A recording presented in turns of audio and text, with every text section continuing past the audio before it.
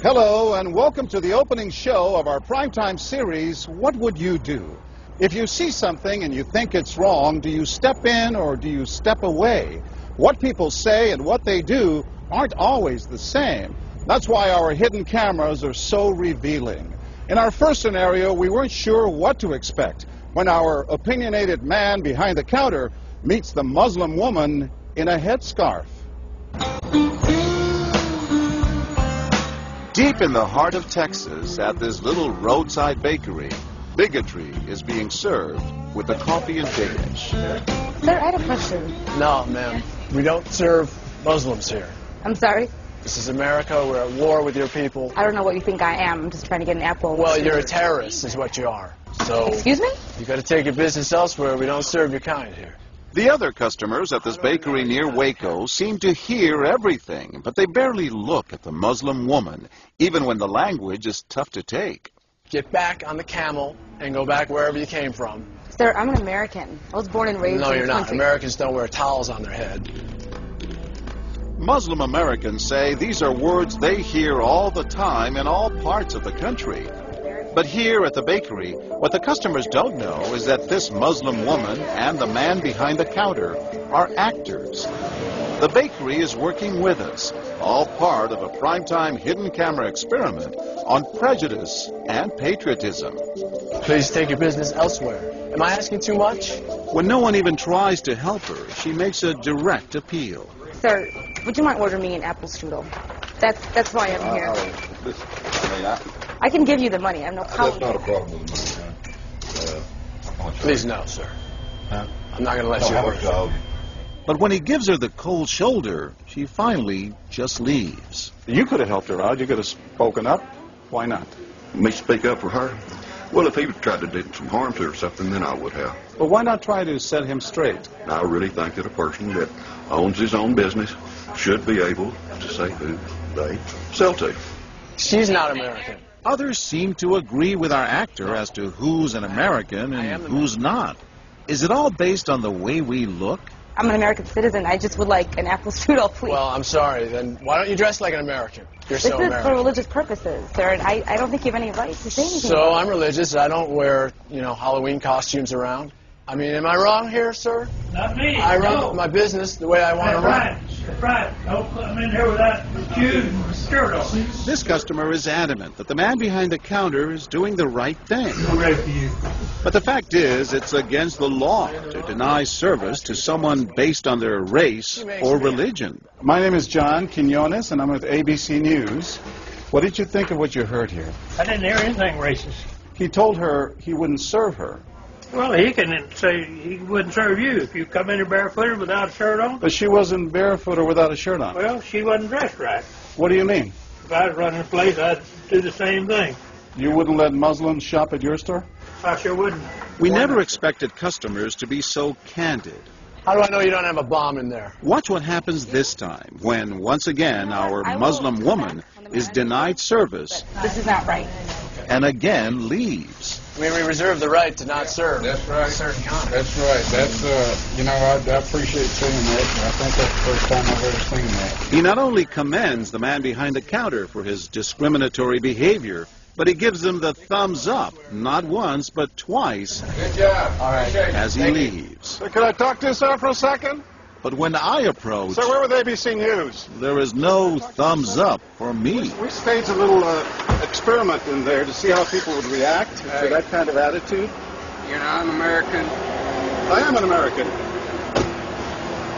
That man took it a bit farther, telling me I'm not an American. He was threatened. Jack DeVideo is a social psychologist at Yale University. So when we as Americans feel threatened from the outside, we're going to define ourselves in very rigid fashions. Either you're with me, and if you're not really one of me, then you must be somebody else who's against me. The young woman in our experiment is an actor, but for this woman, discrimination is all too real. Nahaya Javed helped us design our experiment. Although born in Chicago, she says she's constantly characterized by fellow Americans as the enemy.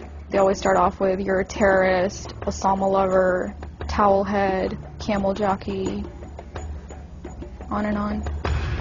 While attending college in Texas, she says she continually suffered verbal abuse and has even been physically attacked just because she's Muslim. They assume I'm not from here, and if I tell them I'm American, they're like, no, you're not. Just because you were born here doesn't make you American. And I'm like, so what makes you American? It's a daily battle. Mm-hmm. And I don't feel like living in America, I should have to fight this battle. Meanwhile, back at the bakery, our actor is at it again. But how do I know you're not a terrorist? Terrorists look like you. But this time the customers are sympathizing with the Muslim woman. Right, I know, but can you blame me? Yeah, I can't blame you, actually. Why? What's the problem? All right, we'll get out of here. You need to go yourself, actually, what you need to do. Okay, sir. I'm a good American, all right? We're at war with these people. My dad's a veteran. Go yourself. So is mine. And he's not the only one who walks out in anger. You need to stop segregating against people. It's wrong. Excuse me? She's an American. No, just like you're a bad American. Time and again, people speak out with their pocketbooks. You lost a couple of customers, just so you know. But look what happens when this man threatens to leave. You're not a good American, sir. I believe I am a good American. My son just came back from serving in the Army for over a year in Iraq, and that has nothing to do with her right. I understand that. Thank you, sir. And I hear what you're saying. But I can't believe you would be so discriminatory. I'm deeply offended by that. I'm sorry to offend you, sir, but I've got to live with myself. Seething, the man vows to fight back. I will let people know this. I've stopped here every time I come by this place, and I'll never stop here again. Why did folks get so upset? They saw an injustice. It's justice that binds us together. It's justice that makes us a society. Any threat to that kind of sense of justice and fairness undermines the entire system. You're really not going to serve her? No, I'm not. Perhaps that's why more customers are outraged by our actor's hateful behavior than approve of it. You're not dressed like an American. But no one is more persistent than these two young women who can't believe what they're hearing. Take your jihad, take it back out to the parking lot. Excuse me? I mean, I got to protect my customers, okay? You're really offensive and disgusting. Well, I'm sorry. I'm just trying to protect you here. Thank you. You're sick. Like that doesn't mean anything. This is a different How do you know? culture. These people are trying to kill Americans. Disgusting. It is my culture. So you're ready to serve me, but you're not ready to serve her?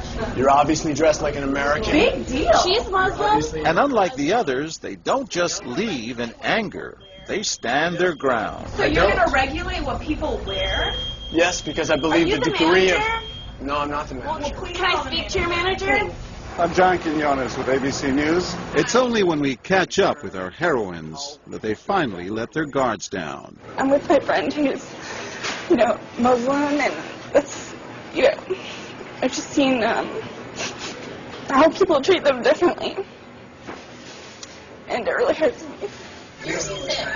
Just watching them stand up for what they believe in touches Professor DeVideo. In a way, they defended America, and I was impressed by that, because they wanted this to be a just society, a just place, a just bakery. I'm John Quinones. And remember this man whose son served in Iraq? He's also moved to tears. Every person deserves to be treated with respect and dignity. No matter how in they're every dressed. situation, no matter how they're dressed. Never have we seen reactions so polarized, from a thumbs up for prejudice to an emphatic thumbs down. Go yourself. Two different Americas, both convinced they're patriotic.